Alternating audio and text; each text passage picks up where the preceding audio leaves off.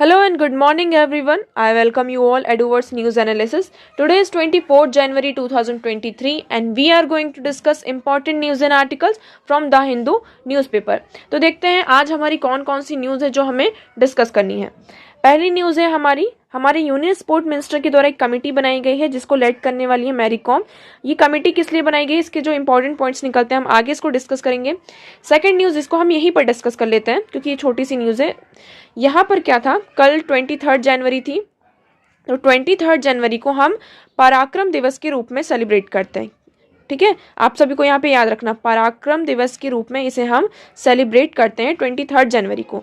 पराक्रम दिवस क्यों मनाया जाता है, ये क्या है, इस दिन मतलब ये बर्थ दिवस है, मतलब कि जन्म दिवस है किसका, नेताजी सुभाष चंद्र बोस का। मतलब नेताजी सुभाष चंद्र बोस का यहाँ बर्थडे आता है 23 जनवरी को, इसलिए हम इसको पराक्रम दिवस के रूप में सेलिब्रेट करते हैं। इस साल हमने उनकी 126th एनिवर्सरी सेलिब्रेट करी है। ठीक है ना, ये 126th एनिवर्सरी।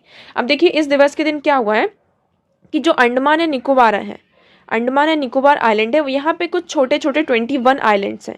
तो इन छोटे छोटे जो आइलैंड्स हैं इनका नाम यहाँ पे रखा गया है। इनका नाम रखा गया है किस बेसिस पे, इनका जो भी परमवीर चक्र अवॉर्डीज हैं जिनको कल परमवीर चक्र मिला है, तो उनके नाम पर अंडमान आइलैंड के 21 आइलैंड्स का यहाँ पे नामकरण किया गया है। उनके नाम पर यहाँ पर उनका नाम रखा गया है, तो आपको यहाँ पे याद रखना है। तो इसमें देखिए हमारे लिए क्या इंपॉर्टेंट निकल कर आता है, हमारे लिए यहाँ पे प्रीलियम बेस्ड फैक्ट है 23 जनवरी। ठीक है, 23 जनवरी को नेताजी सुभाष चंद्र बोस का जन्म दिवस होता है, इसको हम पराक्रम दिवस के रूप में मनाते हैं। ठीक है, यहाँ पे फिर हम अंडमान निकोबार की बात करें तो अंडमान और निकोबार ये दो आइलैंड्स हैं। इन दोनों आइलैंड को कौन अलग करता है, यहाँ पर आता है एक 10 डिग्री चैनल। या ये क्वेश्चन भी आपको यूपीएससी में डायरेक्ट प्रीलिम्स में पूछा गया है 2014 में। ठीक है, तो आपको यहाँ पे याद रखना है। तो ये जो हमारा एक फैक्ट निकल कर आता है कि अंडमान निकोबार जो आइलैंड है यहाँ को इसको जो कौन अलग करता है, 10 डिग्री चैनल इसको यहाँ पर अलग करता है। अब सुभाष चंद्र बोस के बारे में हम थोड़ा देख लेते हैं। सुभाष चंद्र बोस कौन थे हमारे, सुभाष चंद्र बोस, यहाँ पर एक अवार्ड भी दिया गया है, सुभाष चंद्र बोस आपदा प्रबंधन पुरस्कार। तो ये पुरस्कार किसको दिया जाता है, ये कल ही इसी सेरेमनी में ही इस पुरस्कार को भी अनाउंस किया गया है। ये पुरस्कार उसको सारे जो इंडिविजुअल्स हैं, कोई भी इंडिविजुअल हो या फिर कोई भी इंस्टीट्यूट हो जिसने किसी डिज़ास्टर में या फिर कोई आपदा आया हो, किसी डिज़ास्टर में उन्होंने हेल्प करी हो, उन्होंने बहुत बड़ा अपना कंट्रीब्यूशन किया हो, तो चाहे वो कोई इंडिविजुअल हो या फिर कोई भी इंस्टीट्यूशन हो, तो उन्हें क्या किया जाता है, उन्हें सुभाष चंद्र बोस आपदा प्रबंधन पुरस्कार यहाँ पे प्रोवाइड किया जाता है। तो आपको यहाँ पे ये सारे फैक्ट्स याद रखने की ज़रूरत है। नेक्स्ट मूव करते हैं, यहाँ पे हमारी जितनी भी इंपॉर्टेंट न्यूज़ है उन्हें हाईलाइट कर दिया गया है। आप एक बार गो थ्रू कर सकते हैं कि कौन कौन सी न्यूज़ आपको यहाँ पे पढ़नी है। अब यहाँ पर देखिए इस न्यूज़ को भी हम यहाँ पर डिस्कस कर लेते हैं। 4 dies over a dozen fall ill in fresh hooch tragedy in dry Bihar Siwan. देखिए यहाँ पे बिहार में एक केस हो गया है कि यहाँ पे जो बिहार के लोग हैं उन्होंने क्या किया, जो लो क्वालिटी की अल्कोहल होती है उसको कंज्यूम कर लिया, जो शराब होती है लो क्वालिटी की उसको कंज्यूम किया। इसके कारण वहाँ पे बहुत सारे लोग जो हैं उनकी डेथ हो रही है और वो बीमार हो रहे हैं। ठीक है, अब देखिए इसमें हमारे लिए क्या इंपॉर्टेंट निकल कर आता है। अल्कोहल का कहते हैं कि बहुत सारे जो स्टेट्स हैं उनमें ये कहा जा रहा है कि हमें अल्कोहल को क्या कर देना चाहिए, बैन कर देना चाहिए। अब बैन करना क्या कंप्लीट सॉल्यूशन है, किसी भी चीज़ का, किसी भी प्रॉब्लम को मतलब कम्प्लीटली बैन कर देना इज़ नॉट अ सॉल्यूशन, है ना। उसके आपके बहुत सारे कॉन्सिक्वेंसेस देखने को मिल सकते हैं। अगर देखिए हम अल्कोहल को बैन करते हैं तो यहाँ पे क्या निकल कर आता है, जो पुअर पीपल होते हैं, गरीब लोग होते हैं, वो लोग मतलब कि हमने देखा होगा जो लेबर्स होते हैं, पुअर पीपल होते हैं, वो एडिक्टेड होते हैं अल्कोहल के। ठीक है ना, अब वो क्या कर सकते हैं, उनके पास इतने पैसे नहीं होते हैं कि वो हाई ब्रांडेड जो अल्कोहल आती हैं, बियर्स आती हैं, वाइन्स आती हैं, उनको वो कंज्यूम करें। ठीक है ना, वो उनको अफोर्ड नहीं कर सकते, तो फिर वो क्या करते हैं, वो ट्राई करते हैं कि उन्हें कहीं से भी लो क्वालिटी की कैसे भी या फिर खुद से ही वो क्या करते हैं, अल्कोहल को बनाना शुरू कर देते हैं। ठीक है ना, तो इससे क्या होता है, इससे नेक्सस पैदा होने लगता है। ठीक है ना, स्टेट में नेक्सस आता है। नेक्स्ट फिर क्या बात आ सकती है, यहाँ पे जो हमारी गवर्नमेंट होती है स्टेट को, यहाँ पे रेवेन्यू का भी लॉस होता है। आप सभी को पता होगा कि अल्कोहल से गवर्नमेंट बहुत सारा जो है रेवेन्यू जनरेट करती है। तीसरी चीज़ यहाँ पे क्या आ जाती है, इसके कॉन्सिक्वेंसेस में हमें स्मगलिंग कोई भी चीज़ बैन होती है तो इसका ये मतलब नहीं कि हम उसका यूज़ नहीं करते हैं, है ना। जैसे अल्कोहल हो गया, ड्रग्स हो गए, अभी बैन है, फॉर एग्जाम्पल ये बैन है, लेकिन फिर भी इनका कंजम्पशन हो रहा है, इसका यूज़ हो रहा है। तो इसमें किस तरीके से हो रहा है? स्मगलिंग के थ्रू, है ना। स्मगलिंग में यहाँ पे लोग जो होते हैं इन्वॉल्व हो जाते हैं और स्मगलिंग के थ्रू ये सारी चीज़ें करते हैं। स्मगलिंग होगी तो यहाँ पे ब्लैक मार्केट क्रिएट होगा, ब्लैक मार्केट होगा तो ये जो गरीब लोग हैं, पुअर पीपल हैं, वो कहाँ जाएंगे? इस ब्लैक मार्केट में जाएंगे। मतलब स्मगलिंग होगी तो वो चीज़ कितने की? अगर कोई भी चीज़ 100 रुपये की है तो उसे स्मगलिंग, ये जो ब्लैक मार्केट होगा उसको वो 1000 में बेचेंगे, 2000 में बेचेंगे। तो जो ये पुअर पीपल है, ये क्या इसमें ब्लैक मार्केट, क्योंकि उन्हें तो अल्कोहल चाहिए ना, है ना। तो वो ब्लैक मार्केट में जाएंगे, उसको परचेस करेंगे। अब परचेस करेंगे, यहाँ पे स्मगलिंग जब होगी तो जो स्टेट है वो यहाँ पे उनसे टैक्स भी कलेक्ट नहीं कर सकती है ना। स्मगलिंग वगैरह में कहाँ टैक्स कलेक्ट होता है? तो गवर्नमेंट का भी यहाँ पे रेवेन्यू लॉस हो रहा है और जो पुअर पीपल हैं वो ब्लैक मार्केट में इन्वॉल्व हो रहे हैं। और जब पैसों की इस तरीके से कमी आएगी, वो उसको कंज्यूम करेंगे, तो अल्टीमेटली वो क्या, घर जाकर यहाँ पे हमारा क्या होगा? डोमेस्टिक वायलेंस होगा। क्या होगा? Domestic violence.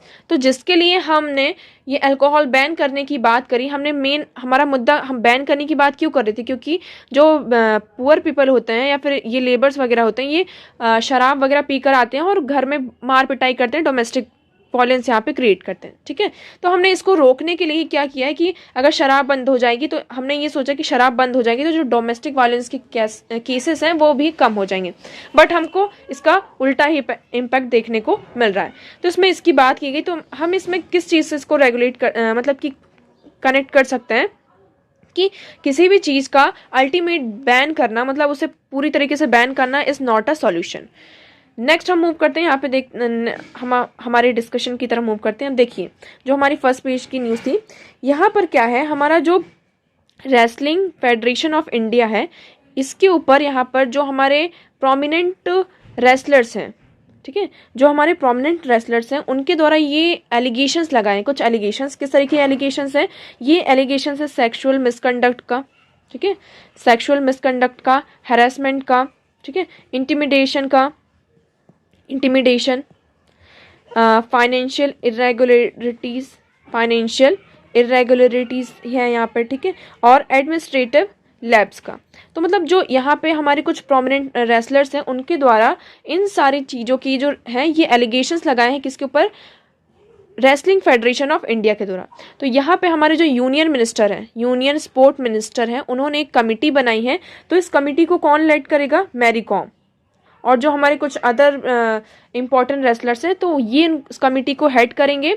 और यहाँ पे जो इनके एलिगेशंस हैं, जो ये रेसलर्स के एलिगेशंस हैं जो ये लगाए गए हैं फेडरेशन ऑफ इंडिया के ऊपर, तो ये उनको हेड करेंगे और इसकी रिपोर्ट विद इन 1 मंथ इनको सबमिट करनी है। इसकी फिर आगे न्यूज़ निकल कर आएगी, तो इसको हम पूरा अच्छे से डिस्कस करेंगे। तो अभी यहाँ पे सिर्फ आपको इतनी ज़रूरत है कि देखिए, ये जो एलिगेशंस लगाए हैं, इसी के बेसिस पे जो हमारे हरियाणा बेस्ड रेसलर्स हैं, जैसे कि विनेश फोगट, बजरंग पूनिया, साक्षी मलिक, तो इन लोगों ने यहाँ पे दिल्ली में क्या किया? प्रोटेस्ट करना स्टार्ट किया है इन्हीं एलिगेशंस के थ्रू, ठीक है ना। मतलब ये जो एलिगेशंस है, इसके अगेंस्ट में यहाँ पे प्रोटेस्ट करना स्टार्ट किया है। अभी के लिए तो प्रोटेस्ट रोक दिया गया है, कि अभी कह रहे हैं कि हम यहाँ पे इन्वेस्टिगेशन कर रहे हैं सारी। अब देखते हैं आगे क्या न्यूज़ निकल कर आती है।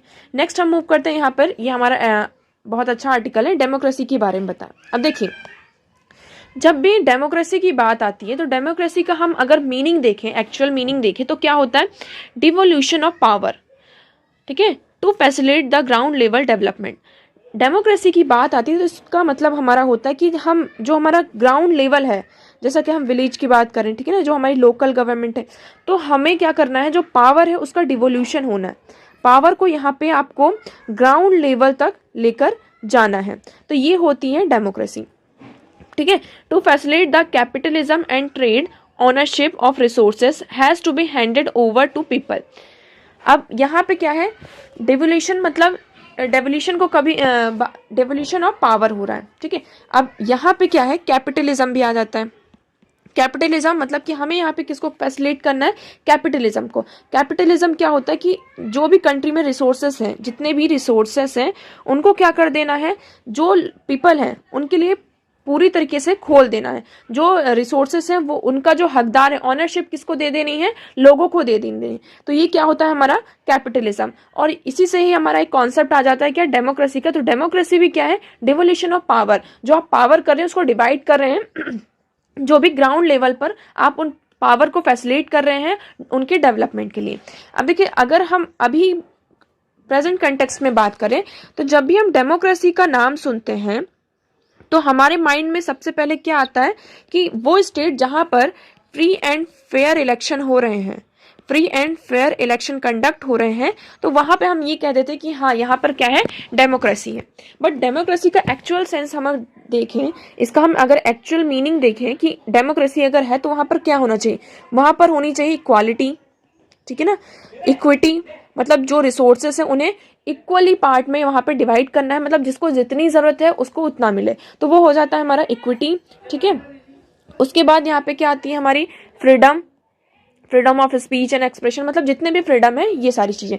तो डेमोक्रेसी क्या है, यहाँ पे नेक्स्ट क्या आ जाता है, यूनिवर्सल एडल्ट फ्रेंचाइज। तो ये सारी बात इस आर्टिकल में कही है कि डेमोक्रेसी का अगर हम एक्चुअल मीनिंग देखें तो क्या होता है, equality, freedom, universal adult franchise, equity. तो ये सारे हमारे डेमोक्रेसी के कॉन्सेप्ट हैं। बट आज के टाइम पे जब भी हम डेमोक्रेसी की बात सुनते हैं तो हम ये कहते हैं कि अगर किसी भी स्टेट में, किसी भी कंट्री में फ्री एंड फेयर इलेक्शन हो रहे हैं तो मतलब वहां पे डेमोक्रेसी है, ठीक है।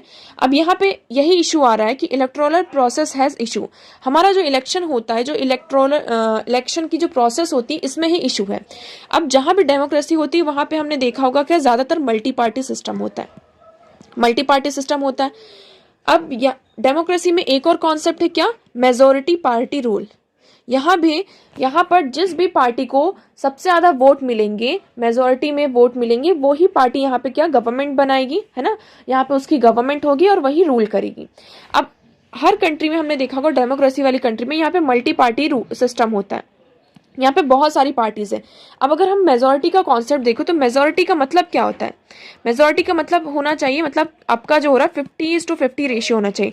मतलब अगर आपको किसी 50+1 वोट मिल रहा है, मतलब कि 51 वोट मिल रहा है, इस मतलब तब आपको क्या है, आप मेजोरिटी में है।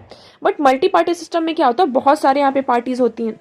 तो यहाँ पे किसी को मान लीजिए 40 मिला, किसी को 10 मिला, यहाँ पे 20 मिला, 30 मिला, ठीक है, किसी को 70 वोट मिले, 70 नहीं सॉरी, यहाँ पे मान लेते हैं हम 50 वोट मिले, ठीक है, 50। तो इस तरीके से यहाँ पे क्या है, डिवाइड हो जाते हैं वोट। अब यहाँ पर हम ये देखते हैं, क्या देखते हैं, हमारे इलेक्टोरल प्रोसेस में क्या इशू है, first pass the post system.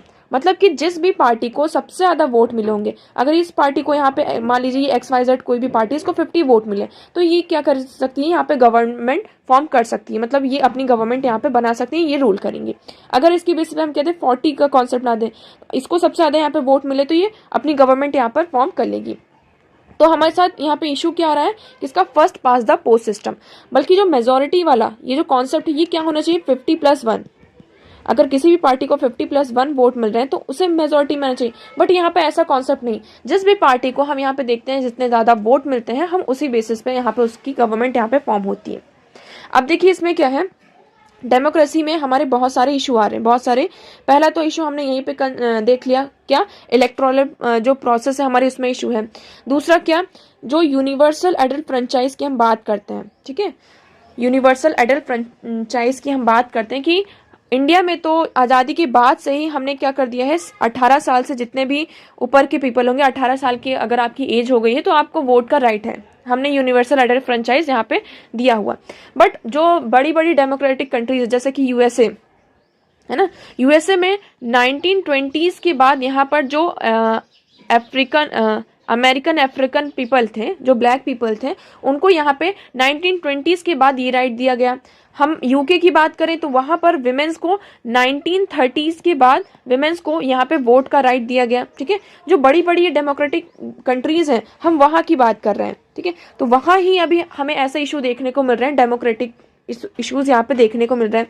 और यहाँ पे देखिए जैसे कि फ्रांस है, और फ्रांस में भी, और स्विट्जरलैंड की हम बात करें तो स्विट्जरलैंड में तो 1977 में देखिए कितना, मतलब कि इंडिया के 2 डिकेड्स के बाद अगर देखे जाए, हमारा का 45 में हमने क्या कर दिया था, हमारी मतलब कि आज़ादी के बाद तुरंत ही हमने यहाँ पे यूनिवर्सल एडेंट फ्रेंचाइज सिटीजन्स को प्रोवाइड किया था। बट स्विट्जरलैंड में कब प्रोवाइड किया गया? 1977 में। फ्रांस जैसी बड़ी कंट्रीज में यहाँ पर 1971 में फ्रांस में यूनिवर्सल एडेंट फ्रेंचाइज वहाँ की सिटीजन्स को प्रोवाइड किया गया। तो देखिए यहाँ पर हम किसकी बात कर रहे हैं कि डेमोक्रेसी का यहाँ पे हमारा जो एक्चुअल मीनिंग है वो क्या है? इक्वालिटी है, यूनिवर्सल एडेंट फ्रेंचाइज है, इक्विटी है, पॉलिटिकल डेमोक्रेसी है। तो हमें ये सारी चीज़ें यहाँ पे इंश्योर करनी है। अब यहाँ पे सबसे बड़ा इशू क्या आ जाता है? हम बात करते हैं किसकी? फ्री एंड फेयर इलेक्शन की। इस इलेक्शन में भी, इस इलेक्टोरल प्रोसेस में भी बहुत सारे इशू देखते हैं, जैसे कि first pass the post system, यहाँ पे जो मल्टी पार्टी सिस्टम है। अब इसमें जब हमारे पास क्या है? चॉइस होती है। एक तो 2 तरीके की हमारे पास चॉइस हो सकती है। किस तरीके की? कि यहाँ पर हमें चॉइस दे दी है, लिस्ट दे दी गई है कि इसमें से ही आपको क्या करना है? आपको चूज करना है, चुनना है कि आप किसको यहाँ पे चुनना चाहते हैं। और दूसरी चॉइस क्या हो सकती है कि हमारे पास बहुत बड़ा यहाँ पे ज़्यादा यहाँ पे हमारे पास ऑप्शंस हैं, हमें उसमें से चूज़ करना है। तो यहाँ पे क्या है? डेमोक्रेसी क्या है? एक तरीके से हम क्या कह सकते हैं कि डेमोक्रेसी क्या एक्चुअल सेंस में यहाँ पे हो रही है या नहीं, मतलब डेमोक्रेसी है या नहीं। अब देखिए, democracy came to India in its most modern form. India में सबसे मॉडर्न फॉर्म में यहाँ पे कहा जाता है, जैसे कि unconditional adult franchise and multi party periodic election. यहाँ पे हमारे यहाँ क्या हमने अनकंडीशनल एडल्ट फ्रेंचाइज प्रोवाइड की गई है, ठीक है। मल्टी पार्टी इलेक्शंस होते हैं हमारे। Yet the operative categories of electoral politics. But जो हमारी पॉलिटिक्स होती है वो किससे चलती है? जैसे कि politics of caste, sub caste, community, region and language. तो हमारी जो पॉलिटिक्स है, हमारी जो पार्टीज है, वो हमारे जो लोग हैं वो किस बेसिस पे यहाँ पे वोट करते हैं? यहाँ पे वोट बैंक पॉलिटिक्स चलती है ना। हम या तो अपने कास्ट के बेसिस पे वोट करते हैं, ठीक है, या फिर हम अपने कम्युनिटी के बेसिस पे करते हैं, हम रिलीजन के बेसिस पे यहाँ पे वोट करते हैं, रीजन देखते हैं कि क्या वो हमारे रीजन का है या नहीं है, हमारी जहाँ हम रहते हैं वहीं का है या नहीं है, लैंग्वेज देखते हैं। तो हम यहाँ पर जो हम वोट करते हैं वो किस बेसिस पे करते हैं? इसी बेसिस पे करते हैं। तो इस पूरे आर्टिकल में बस इसी को बताया गया है कि डेमोक्रेसी क्या है, जो उसका एक्चुअल मीनिंग होना चाहिए, उसका जो एक्चुअल स्ट्रक्चर होना चाहिए वो क्या हो रहा है? स्लिप हो रहा है ना। यहाँ पे क्या है उसकी बारे में बात की कि हमारी जो डेमोक्रेसी है वो क्या हो रही है? स्लिप हो रही है, उसका जो स्ट्रक्चर है वो स्लिप हो रहा है। हम यहाँ पे अपने तरीके की एक नई डेमोक्रेसी बना रहे हैं। नेक्स्ट आर्टिकल की तरफ मूव करते हैं, डेटा प्रोटेक्शन फॉर माइनर्स। यहाँ पे देखिए एक बिल लेकर आया गया है डेटा प्रोटेक्शन के लिए। अब इस बिल में क्या है? देखिए, the draft bill digital personal data protection bill 2022। अब इस बिल में क्या है? इस बिल में इशू ये आ रहा है कि ये जो डेटा प्रोटेक्शन का बिल है इसमें कंसर्न क्या है? इशू ये है कि कोई भी अगर माइनर है ना, यहाँ पे ज़्यादातर हम क्या करते हैं? इंटरनेट का यहाँ पे यूज़ करते हैं। तो यहाँ पे इशू ये कि अब अगर कोई भी माइनर है, 18 से कम ईयर की एज है उसकी, अगर वो लेस देन 18 है तो उसे क्या चाहिए होगा? उसे अपने पेरेंट का यहाँ पे कंसेंट चाहिए होगा जो प्लेटफॉर्म्स है उनका यूज़ करने के लिए, ठीक है ना। तो यहाँ पे इशू क्या आ रहा है कि यहाँ पे उनको पेरेंटल कंसेंट की ज़रूरत है। इस बिल में क्या इंट्रोड्यूस किया गया है कि अगर कोई भी प्लेटफॉर्म, अगर कोई भी माइनर है वो किसी भी प्लेटफॉर्म को यहाँ पर एक्सेस करना चाहता है तो उसको सबसे पहले यहाँ पे पेरेंटल कंसेंट की ज़रूरत होगी, उसके बाद ही वो क्या कर सकेंगे? यहाँ पर उस प्लेटफॉर्म को एक्सेस कर पाएंगे, ठीक है। तो अब देखिए यहाँ पर हम इस इश्यू की बात करें, यहाँ पे क्या है? इंडिया में डिजिटल लिटरेसी तो नहीं है, ठीक है ना। डिजिटल लिटरेसी की बात करी जाए तो वो बहुत कम है। आज भी हम देखते हैं जो हमारे पेरेंट्स होते हैं तो बहुत सारी चीज़ें वो बच्चों से ही पूछते हैं, हमसे पूछते हैं ना कि अरे ये फ़ोटो कैसे सेव करनी है, इसको शेयर कैसे करना है, ये कंटेंट कैसे निकालना है, ये कैसे करना है, व्हाट्सअप कैसे यूज़ करना है, यूट्यूब कैसे यूज़ करना है। तो मतलब हमारे इंडिया में क्या है? डिजिटल लिटरेसी है, अभी हम उस तरफ मूव कर रहे हैं, ठीक है। तो अगर हम हर एक चीज़ के लिए जो बच्चे होंगे, अगर वो हर एक चीज़ के लिए यहाँ पे पेरेंट कंट्रोल मांगेंगे तो यहाँ पे ये बहुत बड़ा इशू आ रहा है। वो अगर कंसेंट दे भी देते हैं तो हम किस तरीके से इंश्योर कर पाते हैं? पेरेंट्स यहाँ पे उनको पता है कि वो किस लिए कंसेंट मांग रहे हैं, क्या है वो चीज़, है ना। दूसरा इशू क्या आ जाता है? यहाँ पे हमारे प्राइवेसी का इशू आ जाता है। अब यहाँ पे जो डिजिटल कंसेंट की बात की जा रही है कि यहाँ पे हम या तो ये कर सकते हैं कि हम एज को यहाँ पे इंक्लूड कर सकते हैं। यहाँ पे अगर जो कोई भी प्लेटफॉर्म अगर हम एक्सेस करना चाहते हैं वहाँ पे हम आपसे क्या करेंगे? आपकी एज कंफर्म करेंगे। और ये एज किस तरीके से होगी? या तो आप कोई आईडी प्रूफ ले लें, फेशियल रिकॉग्निशन, ठीक है ना। तो इस तरीके से गवर्नमेंट क्या कर सकती है? वेरीफाई कर सकती है कि वेदर यू आर 18+ और नॉट, ठीक है ना। तो यहाँ पे इससे क्या होगा, हमारे ये जो डेटा का कलेक्शन होगा, यहाँ पे जो भी प्लेटफॉर्म होगा, अगर वो हमारी सारी आईडी प्रूफ रखेगा, हमारा फेशियल रिकॉग्निशन, ये सारी चीज़ें रखेगा, तो यहाँ पे क्या होगा, डेटा का वहाँ पे वो कलेक्शन करेंगे। डेटा का कलेक्शन करेंगे तो मतलब यहाँ पर क्या हो रहा है, हमारा जो राइट टू प्राइवेसी है वो यहाँ पे हर्ट हो रहा है। ठीक है, तो यहाँ पे गवर्नमेंट ने क्या किया है, इस बिल में होना क्या चाहिए था, अगर हम बात करें ओरिजिनली इस बिल में होना क्या चाहिए था, ये होना चाहिए कि प्लेटफॉर्म, जो भी प्लेटफॉर्म है यहाँ पर, वो अपने आप को यहाँ पर क्या करे, वो इस तरीके के कंटेंट शो करें कि कोई भी अगर माइनर है वो उसको यूज़ ना कर पाए। मतलब कि यहाँ पे जो हमारे कंटेंट होने चाहिए वो माइनर फ्रेंडली होने चाहिए। यहाँ पे प्लेटफॉर्म, जो भी प्लेटफॉर्म है, उन्हें ये इंश्योर करना चाहिए कि जो हम वो कंटेंट प्रोवाइड कर रहे हैं वो माइनर फ्रेंडली हो, ताकि उन्हें कोई भी एक्सेस कर सके। बट यहाँ पे उल्टा क्या हो गया, गवर्नमेंट जो बिल लेकर आए उसमें ये हो गया कि बिल ने उसको पलट दिया, उल्टा कर दिया। उन्होंने ये कर दिया कि उन्होंने प्लेटफॉर्म को रेगुलेट नहीं किया, उन्होंने किसको रेगुलेट कर दिया, जो रेगुलेटर, जो यूज़ करने वाले लोग हैं, जो पीपल हैं, जनता है, उनको ही रेगुलेट कर दिया कि अगर कोई भी बच्चा यूज़ करता है किसी भी प्लेटफॉर्म का, इंटरनेट में किसी भी चीज़ को वो एक्सेस करना चाहता है, तो उसे पहले अपने पेरेंट्स का कंसेंट की ज़रूरत है। ठीक है, अब देखिए इसमें एक बात कही गई है ब्लैंकेट बैन की। ठीक है, अगर हम कोई भी प्लेटफॉर्म में अगर हम उसको पूरी तरीके से बैन कर देते हैं, यहाँ पे ब्लैंकेट बैन की बात कही, तो उसके हमारे लिए बहुत सारे इशू आ जाते हैं। जैसे कि बच्चे होते हैं, बहुत, हम भी होते हैं, हम बहुत सारी चीज़ें क्या करते हैं, हम अपनी इंटरनेट से एक्सेस करते हैं ना। वेरियस जो एक्टिविटीज़ होती हैं हमारी करिकुलम में, जो हमारी अनदर एक्टिविटीज़ होती हैं, उन्हें हम, जैसे कि हम म्यूज़िक सीख रहे हैं, गिटार बजाना सीख रहे हैं, डांस सीख रहे हैं। ठीक है, तो ये हम सारे किससे, यूट्यूब के जो चैनल्स होते हैं, हमने देखा होगा कई बार हम उन्हीं से लेसन्स लेते हैं। तो अगर हमने पूरी तरीके से इसमें बैन लगा दिया तो इससे क्या होगा, बच्चों की जो राइट टू एक्सेस इंटरनेट, ये वहाँ पर क्या होगा, हर्ट होगा। ये जो उनका राइट है यहाँ पे, उसका यहाँ पे क्या किया जा रहा है, हनन किया जा रहा है। तो इसका बस इसमें आर्टिकल में यही बात की गई है कि हमें यहाँ पे क्या ज़रूरत है, हमें इस बिल को चेंज करने की ज़रूरत है। इसमें जो ये ड्राफ्ट्स दिए गए हैं, ये चीज़ें बताई गई हैं, तो देखिए, platform should be mandate to undertake a risk assessment for minors, not only perform age verification related corresponding obligations but also design service with default setting and features that protect children from harm. तो यहाँ पे एक ज़रूरत क्या है कि जो platforms हैं, इस बिल में हमें ये इंट्रोड्यूस करना होगा कि जो प्लेटफॉर्म्स है उन्हें मैंडेट करना होगा कि वो क्या करें, माइनर फ्रेंडली यहाँ पे कंटेंट लेकर आए, ताकि वो क्या कर सके, बच्चों को, यहाँ पे जो बच्चे गलत चीज़ों में चले जाते हैं वो उनको उनसे बचा सकें। इस तरीके के फीचर्स हमें क्या करने होंगे, हमारे बिल में इंट्रोड्यूस करने होंगे, ना कि हमें डायरेक्टली इस तरीके की, हम आपको पेरेंट्स की यहाँ पे कंसेंट की ज़रूरत है। अब पेरेंट्स को नहीं पता है कि डिजिटल, वो अभी खुद ही एक लर्निंग प्रोसेस में है कि उनको किस तरीके से ये सारी चीज़ें यूज़ करनी है, आप उन्हीं से कंसेंट मांग रहे हैं। ठीक है, नेक्स्ट मूव करते हैं। यहाँ पे क्या बात की गई है, इसे हम जीएस पेपर 3 से कनेक्ट कर सकते हैं। An Indian chapter for foreign universities, यहाँ पे जो हमारा नेशनल एजुकेशन पॉलिसी है 2020 की, ये प्रोवाइड करता है कि जो दुनिया भर की जो टॉप यूनिवर्सिटीज़ हैं, टॉप 100 यूनिवर्सिटीज़, तो उन्हें हम क्या करेंगे, फैसिलिटेट करेंगे कि वो क्या करें, इंडिया में आके ऑपरेट करें। ठीक है, इंडिया में आके क्या करें, वो ऑपरेट करें। अब देखिए इसमें इशू क्या आ रहा है, इशू कुछ भी नहीं है, इशू ये आ रहा है कि जैसे कि लीजिंग ऑफ लैंड, कोई भी अगर यूनिवर्सिटी है ना, वो आएगी तो उसको लैंड की ज़रूरत होगी, इंफ्रास्ट्रक्चर की ज़रूरत होगी, है ना।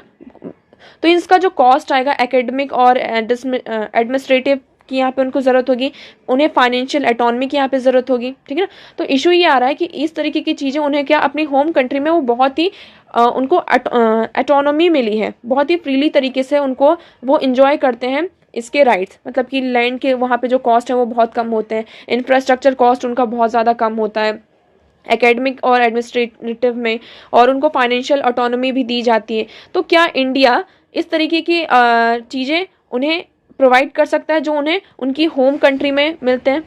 तो इशू ये बस यही आ रहा है कि हमने ये तो कह दिया कि हाँ, हमें क्या करना है, जो भी टॉप 100 यूनिवर्सिटीज़ हैं वो इंडिया में आके ऑपरेट करें, फैसिलिटेट करें।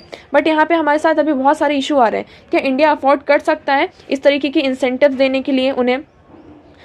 क्योंकि इंडिया के जो लॉज हैं, रूल्स हैं, वो बहुत ही ज़्यादा स्ट्रिक्ट हैं, है ना। अगर हमें एक बिल्डिंग भी बनानी तो उसके लिए हमें यहाँ पे 10 ऑफिसों के यहाँ पे चक्कर काटने पड़ते हैं, उसके बाद जाके हम कोई भी बिल्डिंग बनाते हैं, कोई भी स्कूल, अगर कोई भी प्रॉपर्टी हो उसे ओपन करते हैं। तो उसमें बस इसी की बात की गई कि यही इशू आ रहा है। तो इंडिया को यहाँ पे क्या ज़रूरत है कि हम किस तरीके से हमारी जो प्रोसेस है उसे हम यहाँ पे कम कर सकते हैं। अब देखिए इसमें क्या बताया गया, the provision that the foreign higher education institute must not to do anything. अब यहाँ पे प्रोविजंस भी रखे गए कि कोई भी अगर फॉरेन हायर एजुकेशन मतलब कि बाहर की यूनिवर्सिटीज़ इंडिया में आती है तो उन्हें ये रखना है कि वो क्या कर सकती हैं, जो सॉवरेनिटी और इंटीग्रिटी ऑफ इंडिया है उन्हें क्या करना है, इसके कॉन्ट्रैक्ट में मतलब कि कॉन्ट्रेरी में कोई भी काम नहीं करना है। यहाँ पे उन्हें इंश्योर करना है security of state, friendly relation maintain करना है हमें क्या, फॉरेन स्टेट्स के साथ, और public order, decency and morality. इस तरीके से हम क्या कर सकते हैं, हमारी जो बेस्ट यूनिवर्सिटीज़ हैं उनको हम अपनी तरफ अट्रैक्ट कर सकते हैं। नेक्स्ट हम मूव करते हैं, यहाँ पे basic structure of the constitution की बात की गई है, इसे आप जीएस पेपर 2 से कनेक्ट कर सकते हैं। अब देखिए बहुत दिनों से चल रहा है हमारा बेसिक स्ट्रक्चर का कॉन्सेप्ट, इसको हम स्टार्टिंग से समझें तो बेसिक स्ट्रक्चर का जो ये इशू आया था ये कब आया था, देखिए the basic structure of doctrine introduce by 13 जजेस bench 14 years ago. The Kesavananda Bharati case versus state of Kerala का एक केस आया था, जिसमें Kesavananda Bharati versus state of Kerala के बीच में यहाँ पे केस था, जिसमें सुप्रीम कोर्ट ने 7:6 रेशियो से यहाँ पे जजमेंट अपना दिया था, जिसमें हमारा बेसिक स्ट्रक्चर का डॉक्ट्राइन आया था। अभी बेसिक स्ट्रक्चर का डॉक्ट्राइन आया क्यों, देखिए जब हमारा इंडिया यहाँ पे इंडिपेंडेंस मिली हमें, उसके बाद यहाँ पर जब गवर्नमेंट आई तो जो यहाँ पे ये आया कि फंडामेंटल राइट्स और डीपीएसपी इनके बीच में हमें कन्फ्लिक्ट देखने को मिला। फंडामेंटल राइट्स में जो हमारा आर्टिकल 31 है वो क्या कहता है, राइट टू प्रॉपर्टी, क्या, राइट टू प्रॉपर्टी। और जो आर्टिकल हमारे डीपीएसपी में हमारा एक आर्टिकल है जिसमें ये कहा जाता है कि किसी भी पर्सन के पास यहाँ पे कंसोलिडेशन ऑफ वेल्थ नहीं होना चाहिए, है ना। यहाँ पे कंसोलिडेशन ऑफ वेल्थ नहीं होना चाहिए, मतलब कि इक्वल डिस्ट्रीब्यूशन होना चाहिए वेल्थ का। तो इसके बीच में हमें यहाँ पे यहाँ पे कन्फ्लिक्ट देखने को मिला कि हमें क्या करना, फंडामेंटल राइट्स हमारा ज़्यादा ऊपर है या डीपीएसपी यहाँ पर ज़्यादा ऊपर है। तो यहाँ पे क्या किया गया, हमने यहाँ पे डीपीएसपी को ज़्यादा तवज्जो दी, ठीक है ना। इस बेसिस पे हमने यहाँ पे डीपीएसपी को ज़्यादा तवज्जो दी। अब इसमें क्या हुआ, जो हमारा राइट टू प्रॉपर्टी है, ये जो राइट टू प्रॉपर्टी, ये जो केशवानंद भारती थे उन्होंने ये आर्टिकल 31 ही यूज़ करके वो सुप्रीम कोर्ट के पास गए थे। तो यहाँ पे फिर ये राइट टू प्रॉपर्टी का यहाँ पे आर्टिकल है। अब यहाँ पे ये आता है कि जो हमारा आर्टिकल 13 है, आर्टिकल 13 है वो क्या कहता है, वो लॉ की बात करता है। उस लॉ में ये कहता है कि कोई भी अगर आप रूल बना रहे हो, कोई पॉलिसी लेकर आ रहे हैं, ठीक है ना, कोई रेगुलेशन है, ठीक है, कोई रूल है, लॉ है, रेगुलेशन है, कुछ भी चीज़ लेकर आ रहे हो, अगर वो फंडामेंटल राइट का वॉल्यूशन करता है तो वो क्या होगा, वो लॉ नहीं होगा, उसे नल एंड वॉइड कर दिया जाएगा। ये हमारा आर्टिकल 30 है। इसके बाद क्या होता है, यहाँ पे क्या होता है, जो हमारी गवर्नमेंट होती है, इंदिरा गांधी की जब गवर्नमेंट आती है वो बहुत सारी क्या करती है, उनको ये रहता है कि जो हमारा आर्टिकल 368 है ये क्या प्रोवाइड करता है, अमेंडमेंट प्रोसीजर प्रोवाइड करता है। तो उसके तहत उन्होंने ये कर लिया कि मतलब कि पार्लियामेंट के पास ये पावर है, पार्लियामेंट सोवरेन है और पार्लियामेंट के पास पावर है कि वो क्या कर सकती है, कॉन्स्टिट्यूशन में अमेंडमेंट कर सकती है। उन्होंने ये बता दिया और वो कैसे भी अमेंडमेंट कर सकती है, और ये जो अमेंडमेंट करेंगी वो आर्टिकल जो हमारा 13 है उसके अंदर यहाँ पे इंक्लूड नहीं होता है। तो इस बेसिस पे यहाँ पे बहुत सारे अमेंडमेंट भी हुए। बट उसके बाद यहाँ पे फिर गोलकनाथ वर्डिक्ट आता है सुप्रीम कोर्ट का। तो उन्होंने क्या किया, यहाँ पे जो जुडिशियल रिव्यू की पावर है उसको बताया। उन्होंने बोला कि जो आर्टिकल 13 है उसमें जो अमेंडमेंट है ये भी इंक्लूड है। गवर्नमेंट कोई भी ऐसा अमेंडमेंट नहीं करेगी जो हमारे फंडामेंटल राइट्स का, क्या, फंडामेंटल राइट्स का वॉल्यूशन करता हो, ठीक है। तो देखिए यहाँ पे 24th कॉन्स्टिट्यूशनल अमेंडमेंट आया था जिसने आर्टिकल 13 को चेंज किया था। A provision which mandated no law could take away और abridge the fundamental rights. 24th constitution आया था जिसमें आर्टिकल 13 को यहाँ पे क्या किया गया था, अमेंड किया गया था, जिसमें ये बताया था कि कोई भी ऐसा लॉ क्या होगा, आप कोई भी ऐसी चीज़ ले रहे हैं, कोई भी ऐसा रूल बना रहे हैं, कोई भी ऐसी पॉलिसी लेकर आ रहे हैं जो क्या कर रहा है, अपने फंडामेंटल राइट्स को एवरेज कर रहा है, वॉलेट कर रहा है, तो वो लॉ नहीं होगा। उसके बाद फिर क्या होता है, गोलकनाथ जजमेंट आता है और वो उस लॉ टर्म को इंटरप्रेट करते हैं और एक नया आर्टिकल यहाँ पे इंक्लूड होता है, आर्टिकल सब क्लॉज 2। इसमें उन्होंने क्या इंक्लूड किया, कॉन्स्टिट्यूशनल अमेंडमेंट्स। ये उन्होंने क्या किया, आर्टिकल 13 सब क्लॉज 2 में ये इंक्लूड किया। इस लॉ में हमारे क्या है, अमेंडमेंट्स भी इंक्लूड होते हैं, मतलब कि गवर्नमेंट जो है, पार्लियामेंट कोई भी ऐसा अमेंडमेंट नहीं कर सकती है जो आपके फंडामेंटल राइट्स का यहाँ पे वॉल्यूशन करते हैं। ठीक है, उसके बाद फिर यहाँ पे देखिए, parliament through 24th amendment said constitution amendment can not be render void merely because it infringes fundamental rights. उन्होंने ये भी कहा कि कोई भी अमेंडमेंट इस तरीके से नहीं हो सकता कि अगर कोई फंडामेंटल राइट्स का यहाँ पे उसके बाद यहाँ पे क्या आता है, 25th कॉन्स्टिट्यूशनल अमेंडमेंट होता है। इसमें आता है एक नया आर्टिकल इंट्रोड्यूस होता है, आर्टिकल 31C। ठीक है, तो देखिए आपको ये सारे आर्टिकल्स यहाँ पे आप याद रखने होंगे क्योंकि ये बहुत ही न्यूज़ में आ रहा है, तो आपको ये कंफर्म है कि एक ना एक क्वेश्चन हमारे एग्जाम में ज़रूर आएगा। ठीक है, तो आर्टिकल 13(1)(c) क्या कहता है कि constitution to implement the directive principle of state policy under article 39(b) and (c) for distribution of material resources of the community and prevent concentration of wealth. तो 25th आता है, उसमें आर्टिकल 31C इंक्लूड होता है। और जो हमारा fundamental rights है, फंडामेंटल राइट था आर्टिकल 31 में, राइट टू प्रॉपर्टी, इसको यहाँ पे हटा दिया जाता है और उसके बाद यहाँ पे आर्टिकल 31C ये इंट्रोड्यूस किया जाता है कि उन्होंने इसमें ये कहा कि हम क्या करेंगे, डीपीएसपी को यहाँ पे इम्प्लीमेंट करना है। डीपीएसपी के जो आर्टिकल 39(b) और 39(c) है, इसमें क्या है, distribution of material resources of community and prevent concentration of wealth. हमें यहाँ पे कंसंट्रेशन ऑफ वेल्थ को यहाँ पे प्रिवेंट करना है और रिसोर्सेज को, जो भी हमारे रिसोर्सेज है उसको इक्वली डिस्ट्रीब्यूट करना है। ठीक है, इसलिए यहाँ पे फिर 25th कॉन्स्टिट्यूशनल अमेंडमेंट से 31C आर्टिकल को यहाँ पे इंट्रोड्यूस किया गया और जो हमारा फंडामेंटल राइट्स है उसको यहाँ पे 31 जो है उसको यहाँ पे हटा दिया। तो ये गवर्नमेंट और सुप्रीम कोर्ट के बीच में कन्फ्लिक्ट हमें देखने को जरूर मिलता है। फिर ये जो हमारा केशवानंद भारती केस में यहाँ पे एग्जाम्पल्स दिए, जो हमारा बेसिक स्ट्रक्चर का यहाँ पे डॉक्ट्राइन बताया, उसमें यहाँ पे क्या क्या चीज़ें इंक्लूड की गई बेसिक स्ट्रक्चर में, जैसे कि कॉन्स्टिट्यूशन की इसमें सुप्रीमेसी को इंक्लूड किया गया, federal and secular character of the constitution, separation of power between executive, judiciary and legislature, dignity of individual, unity and integrity of nation, sovereignty of India, democratic character of our policy, welfare state, egalitarian society, liberty of thought, expression, belief, faith and worship, equality of status and opportunity among other essential features। तो ये क्या था, उन्होंने मतलब ये examples दिए कि ये क्या है, बेसिक स्ट्रक्चर है हमारे कॉन्स्टिट्यूशन के। हमें क्या करना है, इसे जब भी कोई भी अमेंडमेंट हो, किस तरीके का कोई भी सिस्टम हो, तो हमें इसको ध्यान में रखना है कि ये बेसिक स्ट्रक्चर जो हमारे कॉन्स्टिट्यूशन के बेसिक प्रिंसिपल्स हैं वो वॉलेट ना हो। अब कॉन्स्टिट्यूशन क्या एक लिविंग सिस्टम है, तो इसमें अमेंडमेंट्स तो होते रहेंगे, है ना, टाइम टू टाइम इसमें चेंजेस हमें लाने की ज़रूरत है, बट हमें ये इंश्योर करना है कि जो हमारा बेसिक स्ट्रक्चर है, जो हमारा बेसिक प्रिंसिपल है हमारे कॉन्स्टिट्यूशन का, वो यहाँ पे वॉलेट ना हो। तो आई होप आपको ये सारी चीज़ें यहाँ पे क्लियर हो गई होंगी। नेक्स्ट हम मूव करते हैं। यहाँ पे देखिए, ये हमारे लिए जीएस पेपर 3 से इम्पॉर्टेंट हो जाता है, रिलेवेंट हो जाता है, INS वागिर। यहाँ पे क्या है, जो हमारी नेवी है उनका एक प्रोग्राम है, क्या, प्रोजेक्ट 75। इसके अंडर हम क्या कर रहे हैं, 6 सबमरीन्स को यहाँ पे डेवलप किया जाएगा। यहाँ पे कितनी, 6 सबमरीन्स को। ठीक है, अब तक हमने यहाँ पे 4 कर चुके हैं और ये जो INS वागिर है ये हमारी 5th सबमरीन है। कौन सी 5th, ये सारे प्रीलियम बेस्ड फैक्ट हैं, आपको यहाँ पे सारे ये याद होने चाहिए।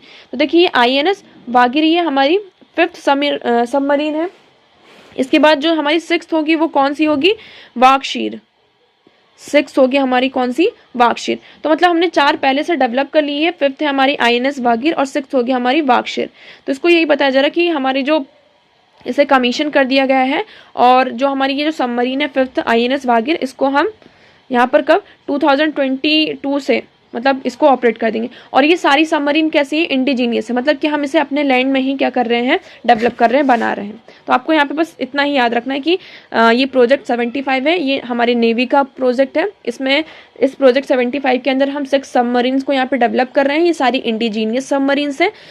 जो INS वागिर है ये हमारी 5th स्कॉर्पियन सबमरीन है। इसके बाद जो हमारी 6 होगी वो कौन सी होगी, वागीश। तो ये सारे आपके लिए यहाँ पे फैक्ट्स यहाँ पे तैयार होते हैं।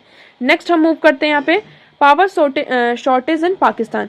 यहाँ पे क्या है, पाकिस्तान में जो एक ग्रिड है वो फेल हो गया, इसके कारण वहाँ पे बहुत ही आउटरीच हो गया। देखिए, millions in large part of country including capital Islamabad and financial hub Karachi were left without electricity.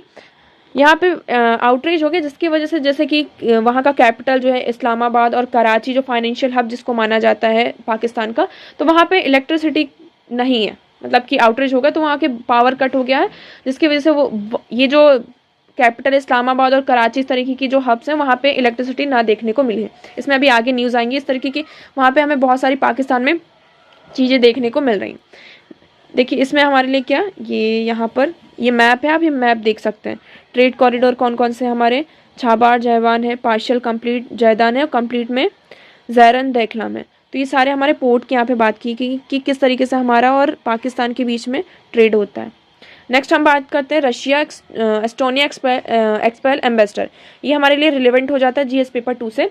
तो यहाँ पे जो रशिया है और नेटो के जो एक मेंबर है एस्टोनिया, यहाँ पे देखिए आप मैप में देखिए, ये रशिया है हमारा, ये यहाँ पे ये रशिया यहाँ पे, और ये एस्टोनिया है। एस्टोनिया क्या है, नेटो का मेंबर, ठीक है। और रशिया आपको पता ही है। अब इनके बीच में क्या हो गया है, यहाँ पर जो इनके एम्बेसडर होते हैं उन्होंने एक दूसरे को एक्सपेल कर दिया है। अब मतलब यहाँ पे ना इनके एम्बेसडर इनकी कंट्री में रहेंगे, ना इनके एम्बेसडर इनकी कंट्री में रहेंगे। तो यहाँ पे देखिए रशिया ने यहाँ पे कर दिया, रशिया एस्टोनिया ने मंडे को उनके जो एम्बेसडर्स है एक दूसरे की कंट्रीज़ के, उनको यहाँ पर क्या कर दिया है, एक्सपेल कर दिया। तो ये क्यों हो रहा है आप सभी को पता है, जो रशिया और यूक्रेन का जो वॉर चल रहा है, रशिया और यूक्रेन वॉर चल रहा है, इसकी वजह से हमें ये सारी चीज़ें देखने को मिल रही, क्योंकि एस्टोनिया का एक नेटो का मेंबर है, ठीक है ना। और ये नेटो के मेंबर्स में कौन इंक्लूड होते हैं, ये यूएस के पार्टी की तरफ से होते हैं, और ये रशिया का है। तो इसलिए हमें ये कन्फ्लिक्ट यहाँ पे देखने को मिल रहा है। तो इसमें आपको मैप बेस्ड याद रखना कि एस्टोनिया की पोजिशन कहाँ है। ये देखिए ये एकदम इससे बॉर्डर लगती है हमारी रशिया के साथ, ये बट ये मेंबर किसका है, नेटो का है। तो यहाँ पे ये सारे आर्टिकल्स थे, ये सारी न्यूज़ थे। आई होप आपको सारी चीज़ें क्लियर हो गई होंगी। अगर आपको कोई भी यहाँ पे इशू है, कोई भी आपको डाउट है, तो आप कमेंट सेक्शन में हमसे पूछ सकते हैं, ठीक है। और पीडीएफ के लिए आप टेलीग्राम चैनल ज्वाइन कर सकते हैं, जिसकी लिंक आपको डिस्क्रिप्शन बॉक्स में प्रोवाइडेड है। So that's for all today. Thank you so much for discussion.